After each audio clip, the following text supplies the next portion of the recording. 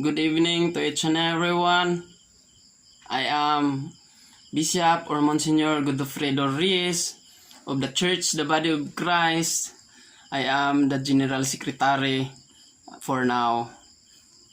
So, our topic for this evening is all about our duty to our nation. According to the Bible, my friends, in Romans chapter 13 verse 1, that God ordained the nation. So that is coming from our God. That is order of our God. And according also to Matthew chapter 22 verse 19 to 21, that we must render the nation all the honor that belongs to it. So we must render everything, service, responsibilities, position. We must render the nation all the honor that belongs to it. So whatever belongs to the nation is to the nation, and what is belongs to our God, what is the duty to our God is the duty to our God. Then we must all be subject. When we say subject, our life, our strength, and our work and our undertakings must be subject to the nation. We must adhere the nation. The nation that is for the nation. We are all going, because if we will serve the nation, we can also serve our dear God, according to Romans chapter 13 verse 1.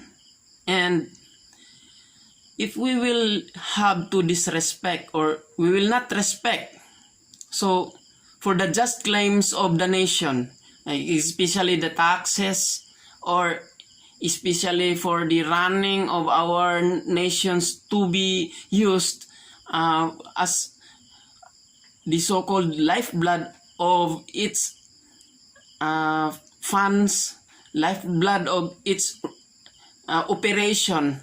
So if we will not respect, but we will disrespect for the just claims of the nation, is showing disrespect also to our God. That is according to Romans chapter 13 verse 1 to 2. So now we must need also that the nations, or to know that the nations or the people that is in the position or in the government that ministers under God for good. They are ministers under God for good. Whatever orders of the government, my friends, according to Romans chapter 13 verse 3 to 4, that is really a ministry under God for good. So how can the nation be running if the people will do not let them run? How can we go for the progress if ever that we will not use them, or we will not respect them? If we will respect them as a ministers of God, that is coming from the positions, coming from that certain responsibility, coming from that service. So therefore, you in the nation will be also good, God for good. That is coming. They are ministers under God for good, according to Romans chapter 3 verse 4. And the angels. According to the Bible, the angels watch over the nations. They are looking into the nations. The angels of God is looking they are watching over the nations, according to Daniel chapter 4 verse Daniel chapter 4 verse 13 to 18.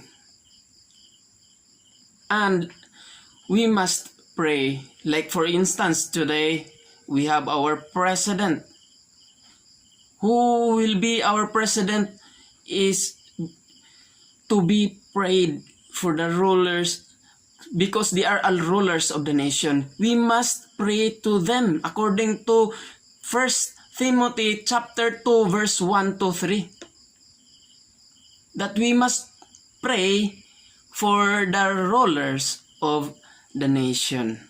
And God, since God establishes them as a national rulers, that is established. When we say established, that is founded by our God to rule over the nations, according to 1 Timothy chapter 2 verse 1 to 3.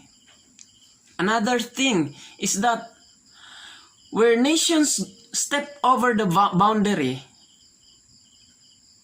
and enforce the laws contrary to God requirements, then the Christian should always obey God rather than men. Especially, there are in the authorities that is very that is using their power in accordance with their power, not and that the following the rules or contradict to the rules of God. Then as a Christians, we must always obey the Lord our God rather than men.